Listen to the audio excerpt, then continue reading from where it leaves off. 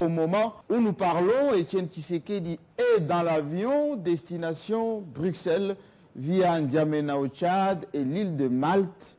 Oui, dans cet avion médicalisé qu'il a transporté depuis 6h15 ce matin à l'aéroport d'Ndjili. Il est parti sur ordre de ce médecin parce que la santé aussi n'est pas au beau point. Et d'ailleurs, on se rappelle que les tireurs des ficelles l'avaient poussé à revenir ici à Kinshasa alors que beaucoup lui conseillaient à l'époque, ces médecins en particulier, de rester aux soins en Belgique. Oui, ces tireurs des ficelles ne disent plus rien, aucun bruit. Et d'ailleurs, dans les médias périphériques, on annonce à peine qu'il est parti pour un check et tout le monde sait que c'est difficile en ce moment de faire de si longs trajets via cet avion médicalisé alors que Tshisekedi village avait besoin de beaucoup de repos. Pour quel résultat l'avons-nous ramené ici avec autant d'engouement, de bruit, les brouhaha quinois?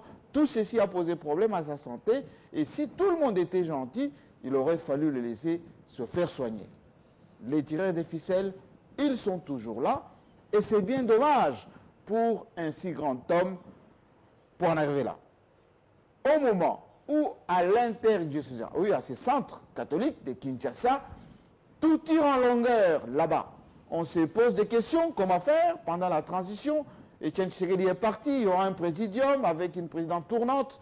Qu'est-ce que tout cela va donner comme résultat? Oui, les tireurs des ficelles sont dans l'ombre à la recherche du Premier ministre de blocage, des conflits. C'est lui qui va pousser à la cohabitation, c'est lui qui pourra faire appel, les cas échéants, oui, à la Cour constitutionnelle pour haute trahison, on le sait d'ailleurs, parce que c'est prévu dans nos textes. Oui, c'est ce Premier ministre qui est recherché. Et d'ailleurs, il faut un seul candidat, et un seul, oui, celui-là qu'on a déjà préparé pour ce travail-là. C'est pour ça que ça bloque, c'est pour cela que ça tire en longueur, au détriment de qui? Du peuple. Oui, le peuple congolais qui souffre de 3 à 4 ans d'ébélisme qui a causé des problèmes sur le plan économique. Les investisseurs avaient fui, l'économie de production n'existe plus. Tout ceci n'influe en rien, ne pose aucun problème aux tireurs de ficelles parce qu'eux, ils ont un autre agenda. Oui, l'agenda, on le connaît, c'est la balkanisation et surtout les troubles et l'implosion de la RDC.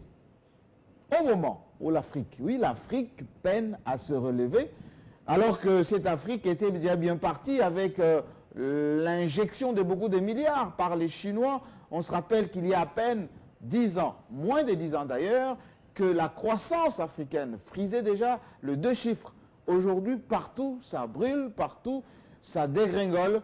On ne parle plus de la présence chinoise ni des investissements. On ne parle plus de l'Afrique de demain, on parle maintenant, comme à Bamako, oui, de cette coopération mitigée avec l'Occident qui peut, d'une manière ou d'une autre, nous apporter son supplément d'âme. Mais tout le monde sait que ce n'est pas le cas. Oui, Boko Haram est passé par là, AQMI aussi. On connaît toutes les situations qui prévaut dans beaucoup de pays d'Afrique. Oui, on a bien fait pour chasser, dissuader les Chinois de ne pas injecter leurs milliards sur ce continent parce que cela gênait à l'Europe si proche. Au même moment, aux États-Unis, oui, Trump est en train de tout annuler. Oui, Obamacare, tout le reste. Même ses partenariats avec l'Europe. Oui, Trump est en train de tout annuler pour se recourir sur les États-Unis pour lui donner ses lettres de noblesse, sa puissance. Pas plus qu'hier, plus de 5 ordonnances signées par Trump. Oui, Obama peut se retourner là où il est parce que Trump l'avait promis, il est en train de le faire. En Grande-Bretagne, oui, la première ministre britannique était la première autorité internationale reçue par Trump. Oui, vous voyez, le Brexit s'est passé par là. L'Europe est en train de se fissurer. Et comme a dit Jacques Attali à Davos, d'ici 10 ans, si tout se passe comme ceci, eh bien l'Europe n'existera plus. D'ailleurs, regardez ce qui se passe en France. François Hollande, déserteur du pouvoir, en ce moment, ses propres ministres, oui, Valls et Bernard Arnault sont en train de se tirer dessus. On ne sait pas qui sera le candidat de la gauche, oui, à la prochaine présidentielle qui va avoir lieu dans quelques mois. En Côte d'Ivoire, c'est le bluff. Ce bluff, c'est celui de tireurs de ficelles. Attention, ça peut risquer de venir ici.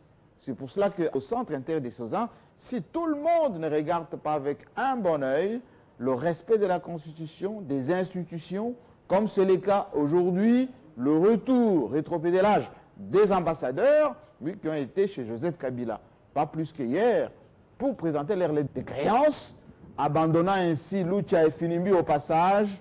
Oui, ces ambassades, oui, comme on l'a toujours dit, savent toujours où se trouvent leurs intérêts. Et donc, les tireurs des ficelles, ce ne sont pas toujours vos amis.